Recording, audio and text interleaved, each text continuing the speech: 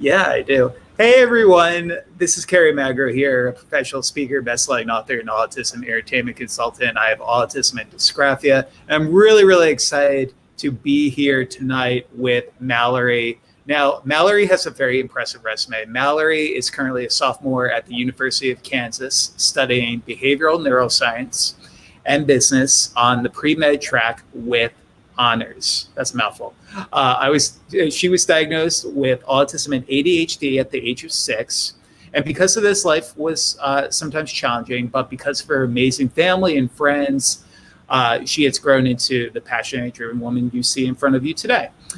She loves hiking, photo and video editing, playing piano and singing, cats, writing, fashion, Harry Potter. Harry Potter just opened a store in New York. I'm super excited to check it out, and also volunteering.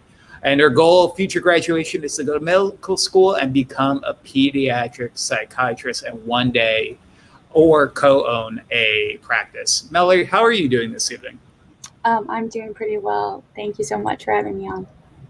Yeah, not a problem. So Mallory, one of the questions we ask every person we have on our Facebook Lives is just to tell us a little bit about yourself. And typically the question we ask is, what would you like the world to know about you? Well, I mean, I made sure to be very descriptive in my bio. So you know a lot about me already. But yeah, I guess what I would really like people to know is that I consider myself a pretty caring individual, and I just really like embark upon all my life's journeys with a purpose. And I'm just really excited for all that life has brought me and my future pursuits. And definitely, if you guys want to be my future patients at my psychiatry practice, that would be cool. Self-marketing here, but, always. But yeah, my cat actually just died. So that's why I didn't get to do this sooner, because my cat, I'm really close to my animals, and I've had them since I was 5. So he died unexpectedly. So been dealing with that, and I didn't really want to cry on the screen, so here we are. Yeah, no, I'm so sorry to hear that. And growing up with cats myself, it's just I have a connection with animals as well, so I'm right there with you. So Mallory, you were diagnosed with autism and ADHD at the age of 6. Did you know about your diagnosis? Did your parents tell you a little bit later on? Tell us a little bit about how that came about you knowing that you were on the spectrum and had ADHD. Well, I definitely have come to terms with it more so in the last since college, really, because college is awesome for a lot of reasons. But the last few years, I really came to terms with it. When I was really little, I don't really remember a lot, just because it was hard, and my parents, I was their only child, so that's all they had to deal with, and actually, I didn't really know the extremity of my diagnosis, as you could say, until I was talking to my mother a few weeks ago, and she informed me that when I first went in for consultation or whatever, they said I was a very intricate individual or something along those lines. And I was like, oh, that's great. That makes me sound super splendid, doesn't it? What does that even mean? But yeah, no, go ahead. Right? Sorry. Beats me, really does. But yeah, I kind of just knew about it, but I didn't really take it seriously, you could say, because being a smart, I consider myself cute-ish woman who does a lot of stuff. People don't really look at you and think that there's anything different about you. They just see what's on the outside. So as the autism community calls it, masking, that was my best friend my entire life. And so 95 times out of 100, when I tell people I'm on the spectrum, they're like, no way. Yeah. Right. That's so weird. A normal-looking person who can talk to you has autism. Wow. It's it's a spectral disorder or something. Does that frustrate you at times? Just because I get that too. I hate it when people say that. Absolutely. It frustrates me. There's few things that I really get angry about, but my community and just like prejudice and discrimination for mental health in general. It's just like pretty much the sole thing that gets me the most fired up. So that's why I want to do it forever. No, that's really great. And what better time than May, which is Mental Health Awareness Month, to mention the mental health part of this, because so many people with autism are also impacted with mental health. So I'm so happy that you mentioned that, and we could definitely deep dive into that a little bit later. I see a lot of people writing in comments. Thank you all so much. If you have any questions for Mallory while we're on this Facebook Live, feel free to write them in the comments. Also, give us a like and a share so we could get more people to learn a little bit more about Mallory's story and her journey. So, Mallory, what was the process of going to college for the first time? What was Kansas University your first choice? How did that come about? Actually, my first choice was anywhere but KU, I'm gonna be completely honest. Yeah, I really wanted to go to Duke or North Carolina or like anywhere that wasn't Kansas, because I don't know how much time you spent in Kansas, but the words I would use to describe it are horrible, boring. So don't go here unless you're flying over it.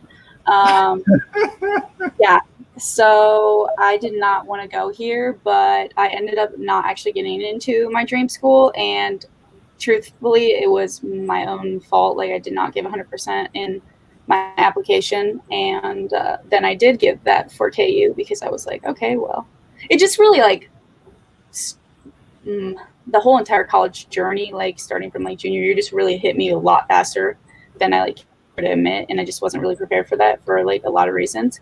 And yeah, so I probably could have done more and went better places, but at the end of the day, like, I'm like a believer, and I think that like God put me in KU for a reason, and I have experienced some of the greatest opportunities, met the greatest people, and I do think it is a really good education, and I have attempted my best to plug myself in to all of the wonderful opportunities that it has to offer.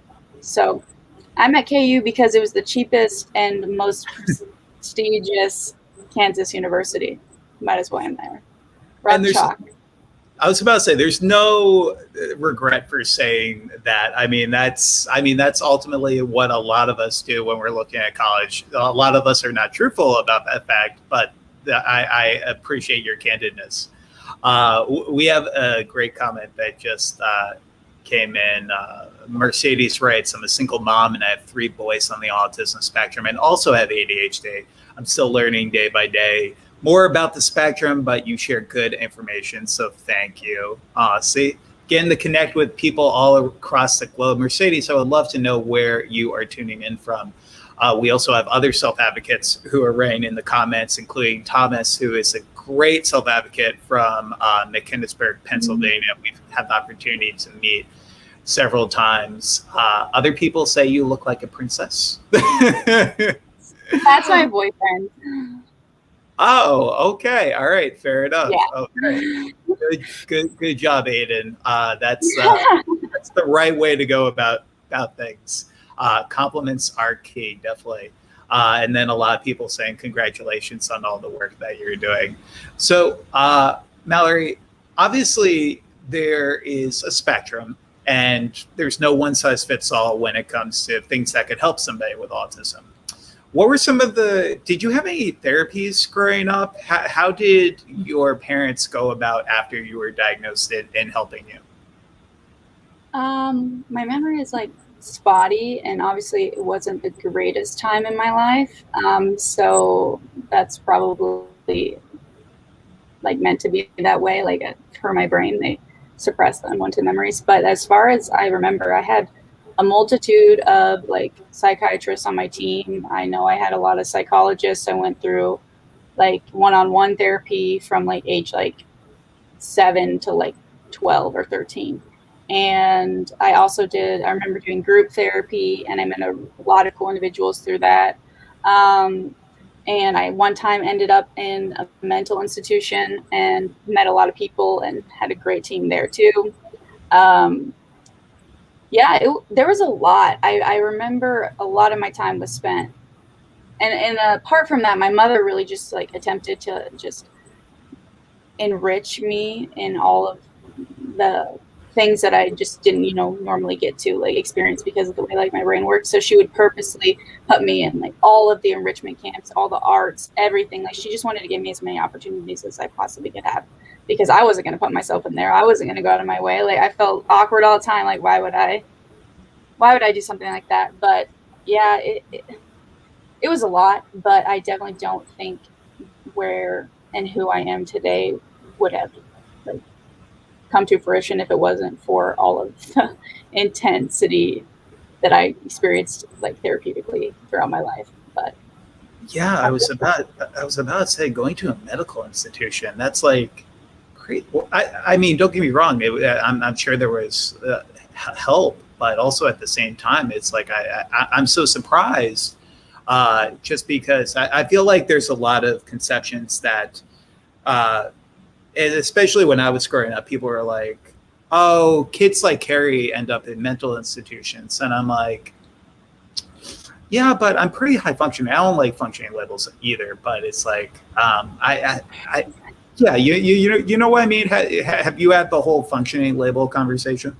well, yeah, actually, so I was in gifted services from second grade on. So I absolutely like labels thrown around so much. And for a while, like I wanted people, like if they were going to associate me with autism, I wanted it to be associated with high functioning, because like there is obviously way different ways that can showcase itself. And at the time, like I was a young child, and I like, what kids think, like they don't think the best, they're not the most non-judgmental.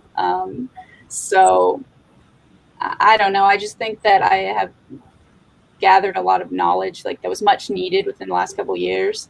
And I definitely think that honestly, the entire mental health practice and curriculum as a whole needs to be reevaluated, because it is so full of stigma and it's just like hurtful to a lot of groups. And it's just, yeah, I just don't want to ever have to be one of those people. And that's part of the reason that I want to go into medicine, is because like I may have had an amazing team, an amazing family, but there's a lot of not amazing people involved in that process too. And a lot of people that just signed my prescriptions or collected the bills. And I just really don't want to ever be like those people, because you can really change a person's life. And even if it's in a small way, you don't ever want to be that person that just doesn't really care, especially when it's about someone's mental, like that's mighty important. Yeah, no, I 100% agree. Because mental health is so prevalent, if any family is watching this tonight who might have a child who is currently impacted by mental health or themselves impacted by mental health, what would be one piece of advice that you can give them? If there's like one thing most importantly.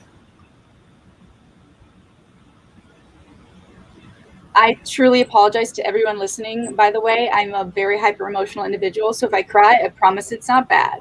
So just a forewarning. I guess I would say, like, to my like believers out there, like part of the reason like I got through every day of my life, especially in the tougher times, was because of my faith. And like take faith out of it, but I really think that's important to have something in your life that you care about so much that you can reconcile your own feelings and thoughts through that. And that could be a person, that could be a supernatural entity, that could be a hobby, that could be whatever. But I just really encourage families and people in general to find that thing that helps wipe all their worries away, because that's ultimately like what a lot of people struggle with in their heads, is just negative thoughts. And there's nothing that wipes those away from me like reading my Bible and praying does. So yeah, no, I definitely think, especially when we like look at autism, it's like it's a social communication disorder, but there's so many people who have key interests that really, if they're looked at as things that can potentially help them, not only from like getting a good job one day, but also just like your own like being to make you who you are. And I think faith is a really important part in that. I was just talking to a pastor a few weeks ago about doing sensory-friendly churches and places of worship. So awesome. Yeah, because it's like there are so many individuals on the spectrum who have been personally, and everyone who's been personally impacted by faith. So I think that's really awesome, Mallory. Mallory, if you had to say, so obviously you want to potentially start your own practice, which is a really, really cool goal. Were you thinking of starting a practice specifically for the autism special needs community, or really just everyone? So I don't remember when I wrote that bio, but so I actually am an RBT now for like ABA therapy with kids with autism. So basically I'm working with my favorite people on earth all the time, and it's absolutely amazing. But I definitely think like that because I suffer not only from ADHD and autism, but also suffer from anxiety, and I have a lot of friends and family members who suffer from a variety of mental disorders, and I see them on a daily like impacted by that. And I'm really interested in the neurological roots behind a lot of different quote unquote mental disabilities and disorders. And I think that I definitely research wise in medical school and residency, I'm going to have an autism focus just because it's the closest thing to my heart like, in the world. I could talk about that. I've written so many essays. But I definitely think that I want to broaden. I want to be a psychiatrist who is welcome to anybody that is having any struggle in their mind, and whether that be autism or depression or PTSD or the entire DSM-5, because I read that sometimes in my free time. That's a little embarrassing, but it's no, honestly, I mean, I know so many advocates like myself who about speaking at an event, and I'm thinking to myself like, all right, one of these experts is going to throw me like a curveball, so I need to be up on DSM-5. So Mallory, that's awesome. So ABA, I mean, so obviously ABA is talked a lot about in the autism community as one of the therapies that's very one-on-one in nature, and right next to occupational speech and physical therapy, it's kind of like the go-to therapy for a lot of different families. What kind of inspired you to want to do something in ABA? Well, I'm actually a junior now. Like I just finished my sophomore year, so it's essentially like kill all for med school. This year's gonna really rock my world, yay! But it was very clear to me from like a lot of other speakers and mentors that I have that you have to have a resume that backs up your story. And obviously, my story is I want to help kids who suffer with things like me or similar. I want to do that forever, and I obviously like that wasn't reflecting as me being a server or me working at a golf shop. Therapy existed until like 4 months ago, and then I found this RBT job, and I was like, wow, this could be something that like I really enjoy and backs up my story, and like I could actually start helping people today, as opposed to I thought that I wasn't going to be able to do that until I was like 28 or whenever that was. And so I went for it, and not only does it pay really great for me being 20-year-old, but I can't shut up about how much I love my job. Like, I love it so much. I get to work with the most amazing, brilliant, bright young people, and like it puts a smile on my face every day, like whether they talk or whether they don't even open their eyes, or all across the board, because we have a lot more than just autism in our clinic. But that's the predominating diagnosis. And yeah, it's just amazing, like to see, especially since summer started, I've been able to like have a more structured schedule, because structure is everything. Yeah. So I've been working more, and I've actually gotten to like see the fruit of my labor with these children. And there's nothing more amazing than seeing a wonderful child get past something that they struggle with, because I was like, I've been there, bro. I've been there. You can do this. And it just brings so much joy to my life. I definitely love that because you can definitely be a role model to people, not only a mentor, but also somebody who can help them as they try to reach developmental milestones, which is really, really awesome. Mallory, obviously there's a lot of misconceptions within the autism and disability community. If you just had to pick one that like really annoys you, really bugs you, and wish was debunked, what do you think that would be? Well, I mean, there is so stinking many. It's hard to pick one. Um, Honestly, I just really wish there, like, the negative connotation that surrounds autism as a word in general would just be like completely wiped away, because like I think I'm a wonderful human being, and I have a lot of amazing people in my life that like agree. And while I may not be perfect, I'm not what the typical autism phrase has to go along with it. And it's just like, it's not just me. Like, I'm one of like so many millions of people that struggle with this. And so like for people to just assume that everyone and their mom is exactly the same and can't talk and stims all the time in public, and whatever other things, because like I try to like remove myself from those negative stereotypes, Right. or like people that use them. But yeah, I just like, it's not funny. It's really not. And people actually go through this like on a daily basis. And for you to make fun of it, it's just like absolutely absurd. And like, what if we just made fun of your hair color or something that you also couldn't control? Like, it's not funny, and it's never going to be. And thankfully, I was not born 50 years ago, because I would be in an entirely different position. And Yeah, you would. so, yeah, I just wish people would stop assuming that everyone's the same, and just stop assuming that a word makes people not as worthy, because I honestly think it makes us cooler. Yeah, I think so too. Some of the coolest people I know are on the spectrum. So Mallory, there are a few questions coming in. Somebody just mentioned the whole, what is ABA in simple terms. So Teresa, ABA is just applied behavior analysis. Yeah.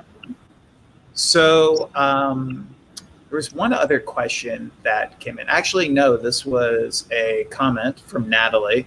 Natalie writes, I love this. My two boys who have autism love going to their ABA people, and I do too. That's awesome, Natalie.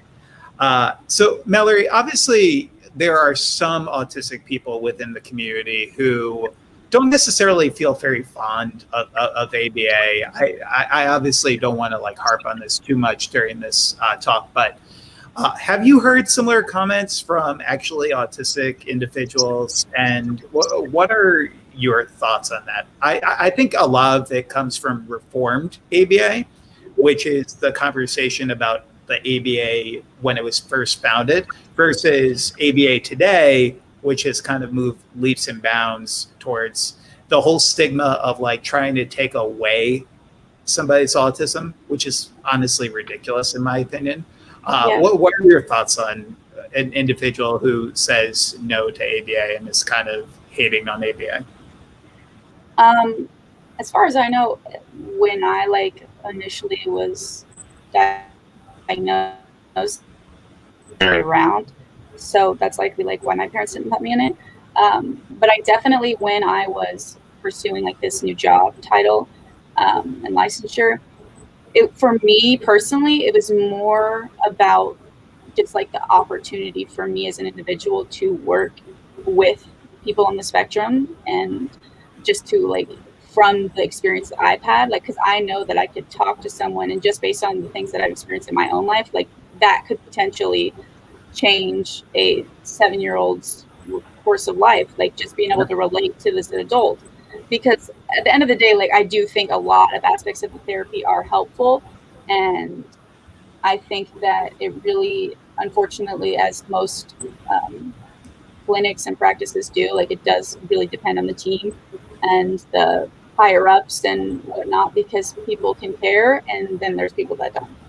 And I definitely feel like that is an unfortunate reality in a lot of healthcare, and that's just something that is probably always going to be there.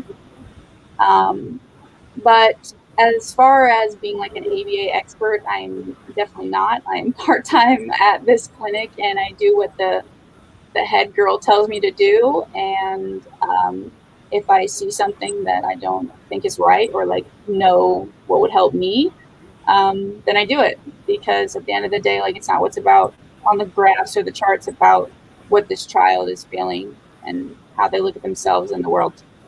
And I think that any form of, facilitating growth is going to be positive. And if a family chooses to go through ABA, then that's what they're trying to do, and that's really what matters. So awesome. We have somebody who wrote in and actually said, Shazzy. That's a boss name. I love the name Shazzy. I wish my parents named me Shazzy. No. Same. Shazzy writes, I'm autistic and I do own a practice. Shazzy, that's awesome. Thank you so much for sharing that. What I was actually going to say is that I know several actually autistic people who are also ABA therapists and like rave about it. I also know a mom of 2 kids who are on the autism spectrum. She has a Facebook page called the Autism Cafe, and she actively, and she's also autistic, actively talks about ABA and the impact that it's had on her nonverbal kid. I feel like sometimes when people talk about ABA, it's again back to what you just said about it's truly about getting the right people.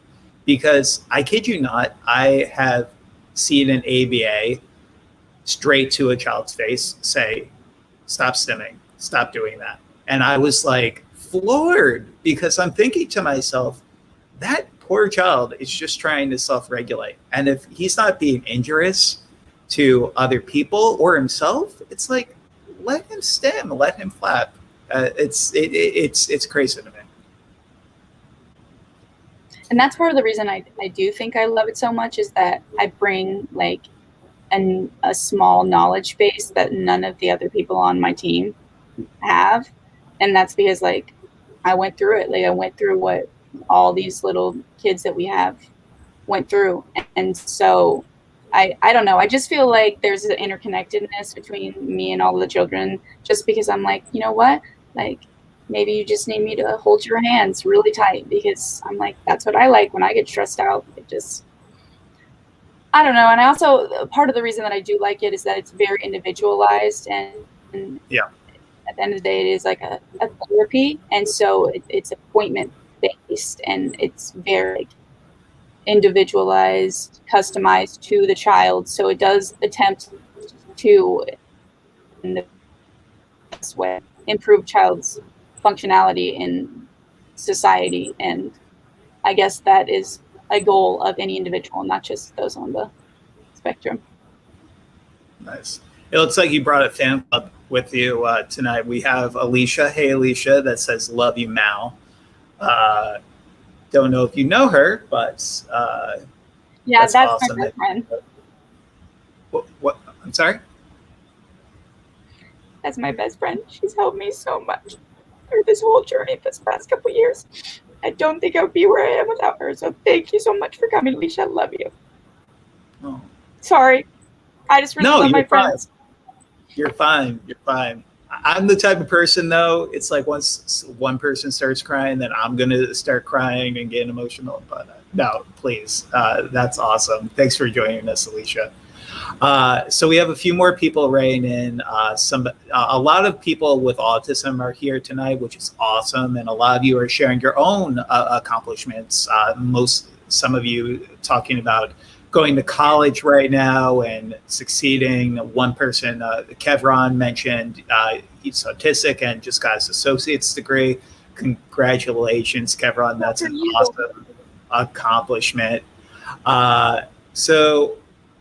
Yeah, no, we have a lot of other great comments. If anyone has any specific questions, though, that would be awesome. We still have more people writing in saying you do look like a princess. So because of that, with that in mind, to try to go to just light and puffy stuff for a second, have you been like compared to like any Disney princess or anything? You actually look You know, but seriously, you look like a famous TikToker who is Oh, also wow, that's autistic. like the best compliment I've ever received. I don't know if you know her. Her name is Paige Lyall. I do not, but any TikToker, you know, they're all like 15 and gorgeous. So thank you. Yeah, no, of Uh, course. no, but I absolutely love, you know, Disney, and I actually have a full length Aurora dress, and sometimes I dress up for kids' parties, and I really want to wear it to the clinic to surprise my girls. But my favorite princess is Rapunzel because she is really smart but also really dumb, and she has blonde hair and green eyes, and it's just like, oh, we're soul sisters. So yeah. Oh goodness. Wouldn't sell yourself short though. You seem pretty smart to me. Uh, Oh, thank you so much. Oh, definitely on paper. Like books, I got it. Just like driving a car, apparently I don't. So, Fair enough. yeah. Well, driving is like a huge problem within the like. I didn't learn to drive until I was like 20 years old. It took me a while. It's like all the sensory challenges in relationship to that are just were so tough for me. I don't know about you if it's like just sensory or it's something else, but what have been some of your challenges with that? Definitely sensory, especially in like tense traffic, like freaking out inside, freaking out. But also, my father is like a CDL driver trainer, so really, really intense man, and kind of may have scarred me a lot when it comes to driving. So, yeah, I turn my music up all the way and I just drive so that I don't have to think about all the other things that are stressing me out, because driving, you know, really, like, you have like a 5% chance of dying every time you drive. Like, that is scary. So I don't know.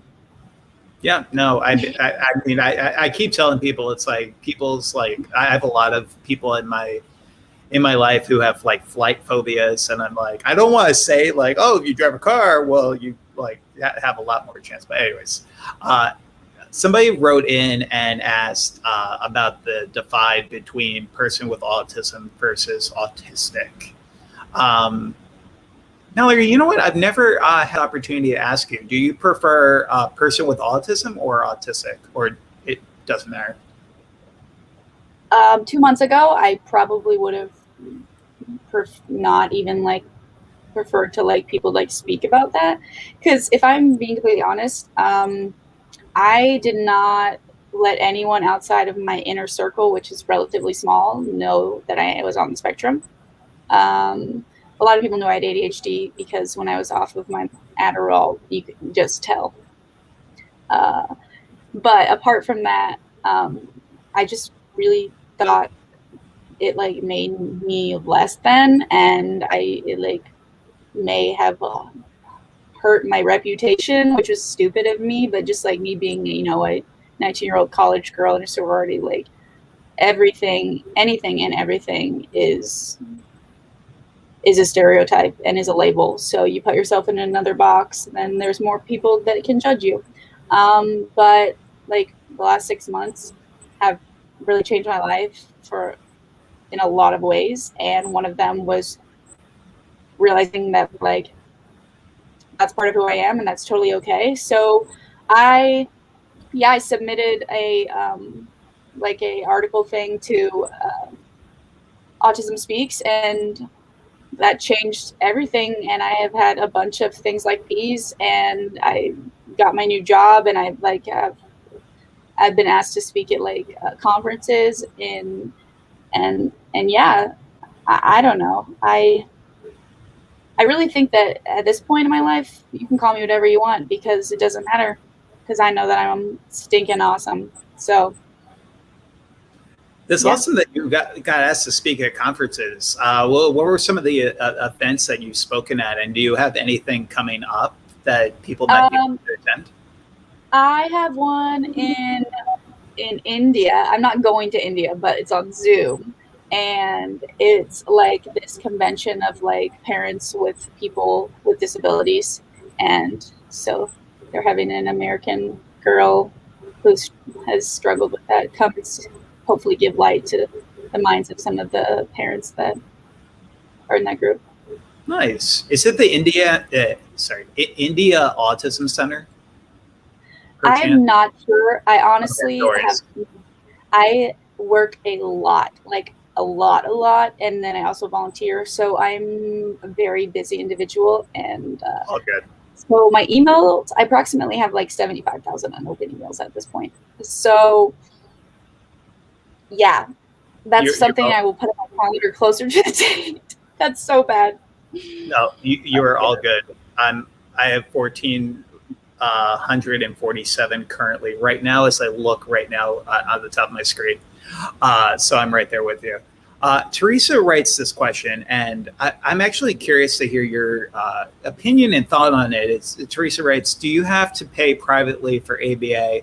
I don't know about it where I'm from. Teresa, the first question I would have for you is to write in the comments and tell us where you're from, because I know some states do, most states don't yet. Mallory, do you know if Kansas actually provides ABA for free, or if it's out of pocket cost? I'm not sure about that. I know that it's insured by a lot of it's on the plans for a lot of insurance companies, especially like the major ones in Kansas, like Blue Cross Blue Shield. And I know it's on Medicaid too. So if that answers any questions, that's not really something that my position as an RBT, like I get to hear too much about, but I do know that it is growing, and I would assume that when it gets to its peak, it will definitely be hopefully as accessible as it possibly can. Nice. Mercedes wrote, and this is a long one, it might cut off our screen. Yeah, it kind of did. But Mercedes, I appreciate your question. Mercedes writes, how can I get around my oldest frustration with his brothers? He's the high functioning one, but like I mentioned, they're all autistic, but they're more on the spectrum.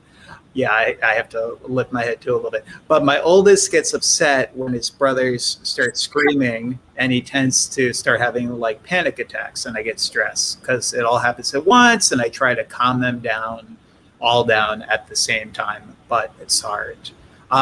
Any advice for siblings, Mallory? Well, I guess that's the one area that I don't really have a lot of expertise in. I am an only child, and it's probably for the better because my mother could not handle another one of me. Rightfully so. Love you, Mom. But as far as it goes, like I think that especially that props to you for continuing to like be so diligent in raising your family, because it's definitely something that not a lot of people have to go through. And so like for you to like want to figure out how to be a better parent, like that's awesome. But I don't know. I guess unfortunately, a lot of stuff like that does come with maturity. And at the end of the day, like I used to be like that too. Like I used to cry in grocery stores and like have fits everywhere, and it was bad, really bad. Not the greatest person to be around sometimes, and I would freak out like that. And I just kind of grew out of it, I guess. I learned how to, I guess, cope with my overstimulation either on the spot or externally, like before or after something like that was going to happen. But at the end of the day, like some things you just can't control, and you just have to know that by trying, that means more to a person than anything. And I think that's part of the reason that I like am so happy about myself now, is because I know that things aren't going to go away, but continuing to try and better myself and like adapt, like that's what matters. So I don't know. I'll keep those people in my prayers. Absolutely. They probably definitely love each other, and that will only grow. Yeah, absolutely. I'm a spoiled only child, so I really can't talk much about the sibling perspective either. So, Mallory, I love asking this question because it kind of gives the scope of where you were to where you are now. What was one of your greatest challenges growing up on the autism spectrum? And then up to this point, what has been one of your greatest accomplishments?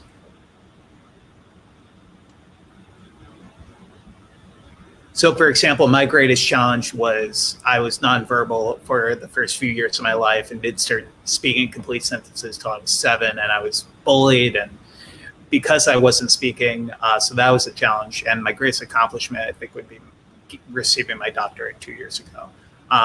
So between the age, thank you, between the age of 6 and kind of where you are today, greatest challenge and greatest accomplishment, if you just had to pick one for each. I think my greatest challenge has honestly like been consistent throughout my entire life.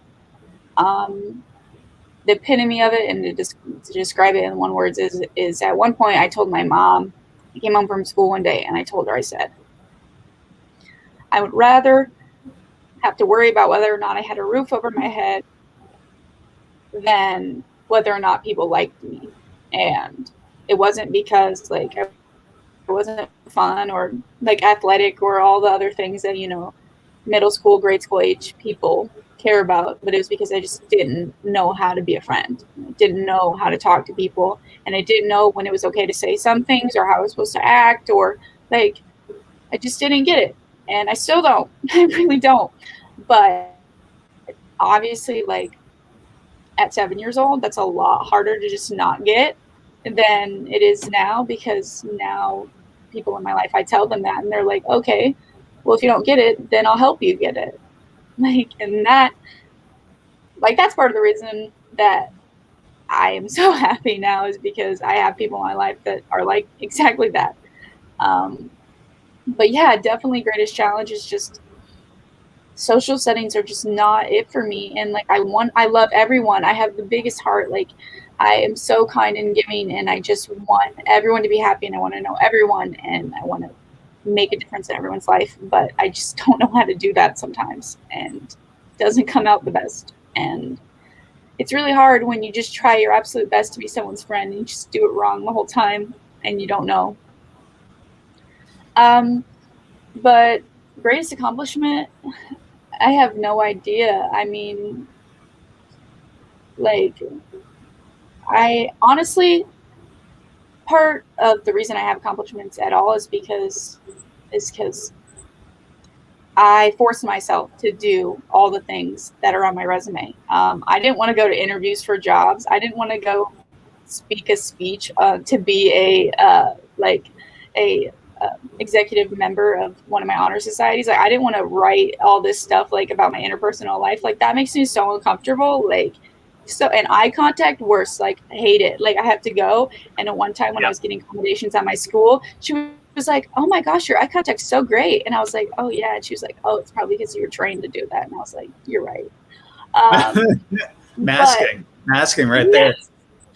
But yeah, I mean, I'm just honestly proud of myself that I continue to keep going, because like, it's really hard, especially because like I have set myself up for a path that is difficult, and I have like a good track record of being successful in a lot of aspects of my life, and that's only going to keep going. But now that I think about it, my biggest success would definitely be graduation day, best day of my life from my high school. One student out of my entire graduating class got a $25,000 scholarship, and I probably spent, probably the only thing in my life that I will brag about is that I think I'm an exceptional writer. And I actually just recently won an award for my school for one of my writings that encompassed aspects of my life on the spectrum. But anyway, I wrote 9 of the most painstakingly literal blood, sweat, and tears essays of my entire life. And I didn't win anything, or not very much, on the scholarship banquet. And then at graduation, I was like, oh, there's no way I'll get it. Like, I was sitting next to the girl who was all about mission trips, which I love mission trips. I'm actually going to Africa in July. If anyone wants to buy a t-shirt, I'm trying to do that. But apart from that, yeah, I won it. And I cried so long, and still thinking about it makes me cry because, like, I guess I just really wasn't seen for a long time. And that made me feel that way. It made me be like, you know what, Mallory? Maybe you're more than you thought. Maybe you can do more than you thought. Maybe all the struggles that you face, like someone does care, because of like the main essay that I wrote essentially was about my life after the mental hospital and how that experience and everything else in my life all put itself together into my path to become a pediatric psychiatrist. And yeah, after that day, I pretty much was just like, you know what, Mallory, you are way more awesome than you think. And don't let stereotypical high schoolers tell you any different. So still reeling off of that one. Definitely paid for 1 year of college. So that was powerful. I applaud you for just being so candid with all of us. And just so you know, when I was looking down for a second, for people watching at home, I included the link to Mallory's fundraiser, I believe, for her shirts. So if you would like to thank you so much. This they wasn't have me and my best friend on. So she's going to Kenya. I just pulled it off her Instagram page. I think I saw it earlier. I said thank you for being on. I was going to buy a shirt. As it randomly like popped up in my feed for some reason or another. So but that's truly amazing, and you're getting a lot of love in the comments as well. Kathy writes, "Oh, you know Kathy." No, I just was reading some of the comments and they were comical. Yeah. I love hearing Mallory speak. It gives me so much hope for my daughter with Asperger's. That's awesome.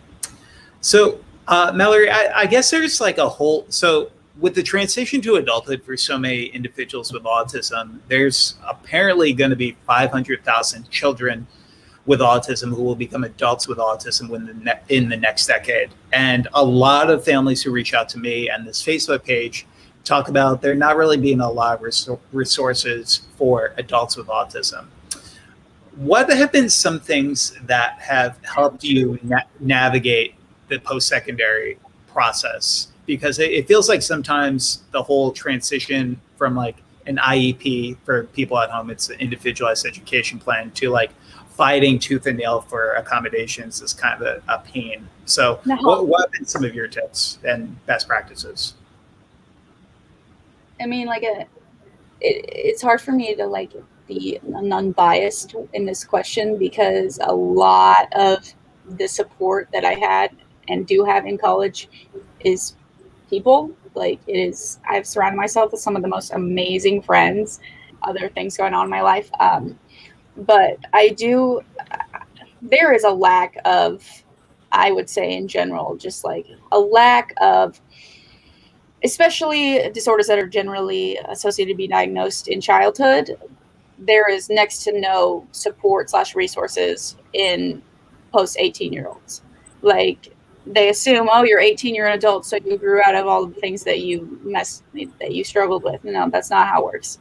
Honestly, college and like growing into adulthood makes it harder. Like you got to do all this stuff on your own. Like what? Like my mom did my laundry till I was like 17. Like you think I'm gonna be able to pay a light bill, like electricity bill? No. Actually, I'm moving out in 2 months and I'm very, very excited. I think I will do okay. But yeah, I just think if you, while it is hard, like if you go out of your way to help yourself, whether that be like put people in your life that are going to foster your growth, whether that be like, join organizations or clubs, because they are out there, whether that be like pursue like therapy. And at the end of the day, unfortunately, a lot of those like methods to helping do require money, and that's unfortunate. But at the same time, like you're going to reap what you sow. And if you sow into yourself and want to become the best version of yourself, however you go about doing that, like it's not going to be for nothing. And Like, I thought for a long time, like, the people in my high school were like it for me, like they're gonna be my friends forever. And then until I went to college and I met people that like didn't look at me any differently because I was on the spectrum. And they were just like, you know what, if you say something bad, I'll just pull you into a room and tell you that that's not what you say, and you can grow from it. Like, that's so awesome. Yeah, no, I mean that's really great because I didn't have a lot of that. I would get like publicly. I wouldn't get the person who would like go and be like, Carrie, you shouldn't say this. So people were more direct towards me, but it's so great that you had that support. So for people at home, I know I got a private message that said that the link didn't work. So I posted the link again. This link does work. I checked. So if you would like to buy a shirt to help Mallory go to Kenya, it's in the comments. So definitely check it out. Somebody already has purchased this shirt. Thank you so much, Mercedes. That's really Thank you so much. Seriously, I spent like 7 hours designing that entire shirt. Like, long time. I opened it and it's so cute. Also, it's like hand in hand with the. It's really cool. Is that the Kenya like outline? No, that's Africa. The outline of Africa. Got it. Nice. But awesome. Kenya's in Africa, the continent. Yeah. I'm also geographically challenged, so. Oh, it's okay. Me too. That was my worst class. Absolutely. I probably would have not known that. So there are a few more comments coming in, and thank you all so much for writing comments tonight and just sharing a little bit about your stories. We're not going to be able to get to all of your comments, but you are all so truly awesome for sharing. This was a question that was privately messaged to me also. And that's perfectly okay if you don't want to comment publicly. That's perfectly fine. This question revolves around who was your biggest role model in your life?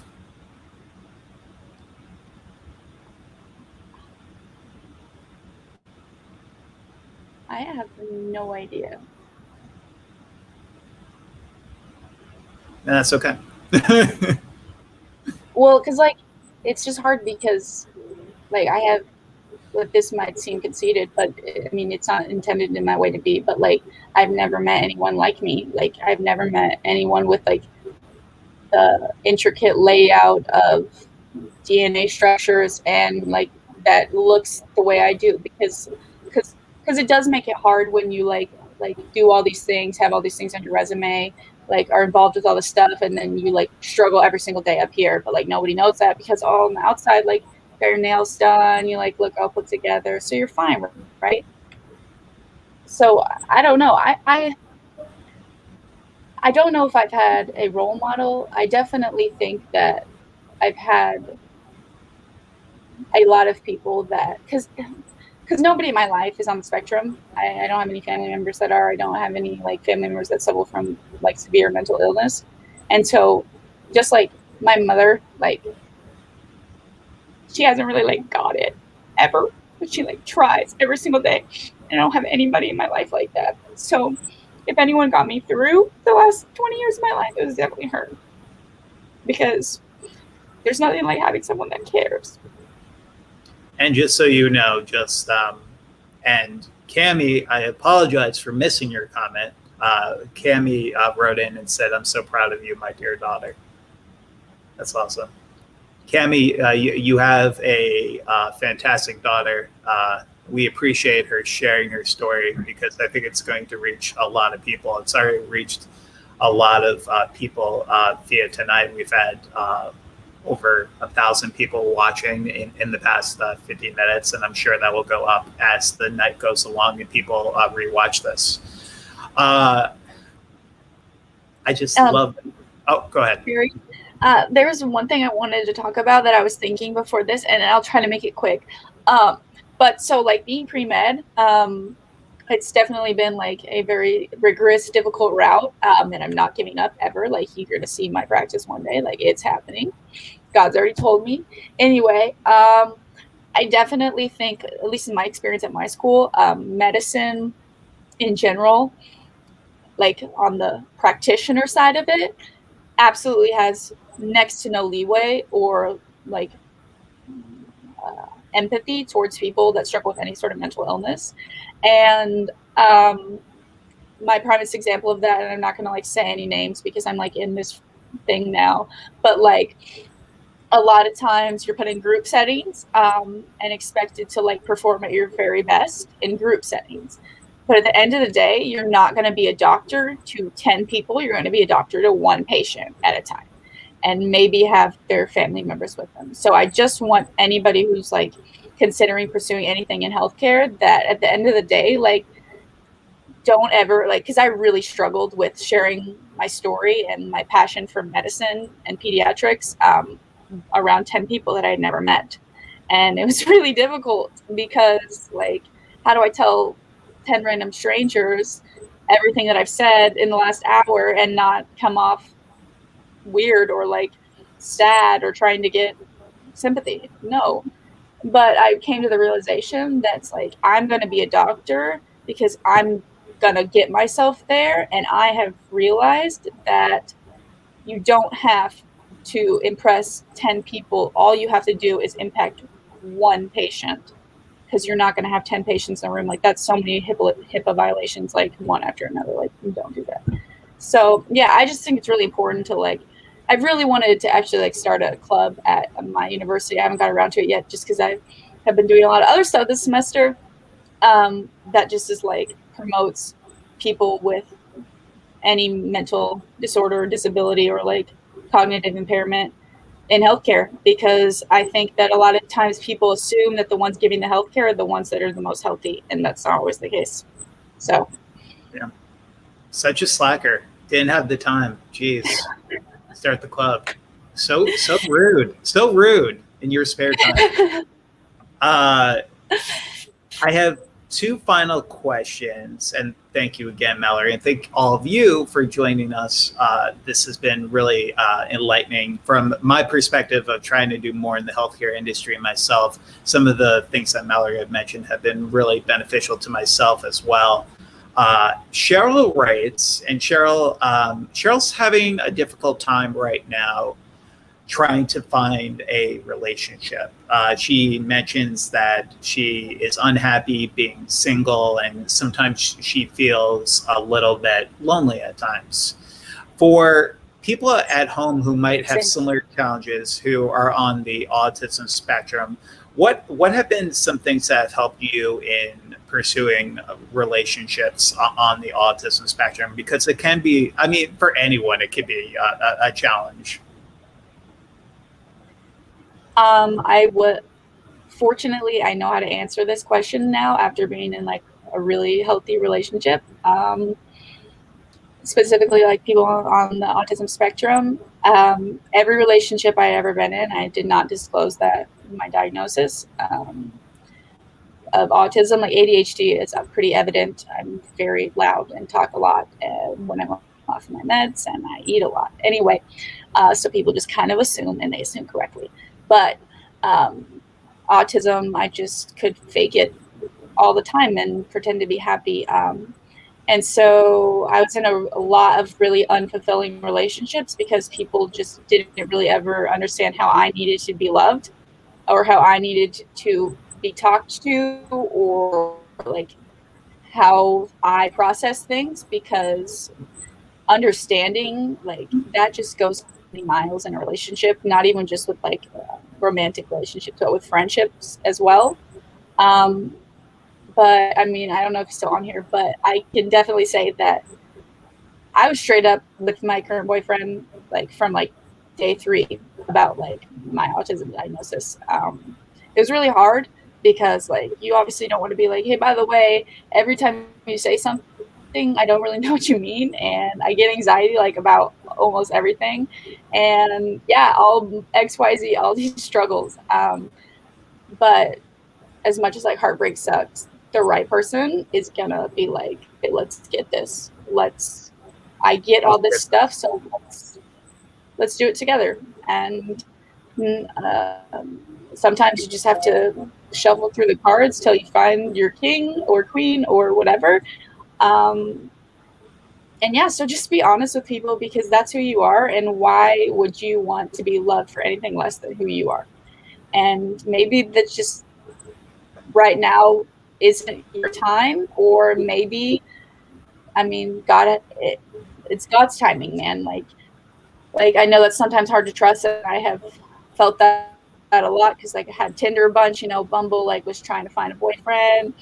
Shouldn't have done that, because they'll come to you anyway. Not condoning that, but yeah, like at the end of the day, like you just got to be yourself, and the right person for you will love you for you. And you just, like, it took me a really long time to be able to say that, but now that I can, like, I can also say that I've never been happier in a relationship, and I think definitely that was part of it. Yeah, that's great advice. Oh, go ahead. Sorry. No, I just was saying, I hope that helps her at all, like gives her any hope. Like, I know it can be hard because love sucks sometimes, but no, but I want to preach what you said about just it comes when it comes. God has a plan, because at the end of the day, what I've noticed, and Cheryl, I've had 7 girlfriends in the past, and honestly, the majority of them came when I wasn't looking, when I was just focused on myself and working on myself. And I'm also on the spectrum, Cheryl, if you just jumped on. And I think that's just a really, really important thing. Just keep working on yourself and just know it's going to come. Mallory, is there anything else you would like for people at home to know about your story?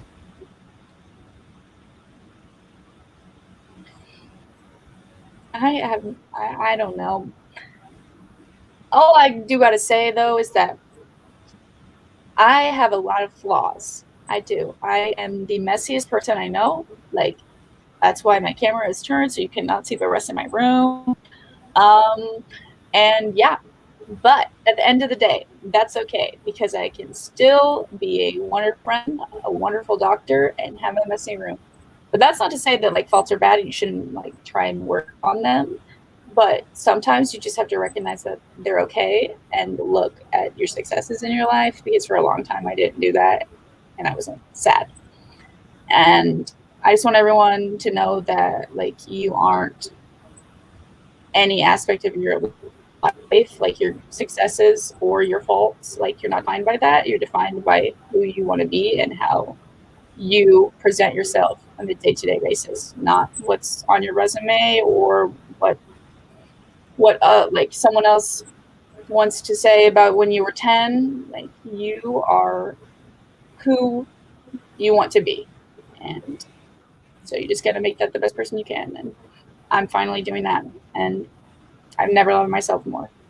So it's fun. Well said. Well, thank you again, Mallory. Again, everyone, my name is Carrie Magro, a professional speaker and author and autism entertainment consultant who does this video series highlighting a wide range of self-advocates, not only with autism, but a wide range of diagnoses to normalize the human condition and to celebrate neurodiversity. Mallory is also available to follow on social media. I'm going to be including her social media handles in the comments, including Instagram, Facebook, and Snapchat. And Mallory, thank you so much. Thank all of you. Our next Facebook Live is hopefully going to be next week with an amazing self-advocate who is going for her doctorate, which is really exciting and has a lot of aspirations in becoming a public speaker. So stay tuned and follow our page for more videos. And again, Mallory, thank you so much and have a great night all. Thank you.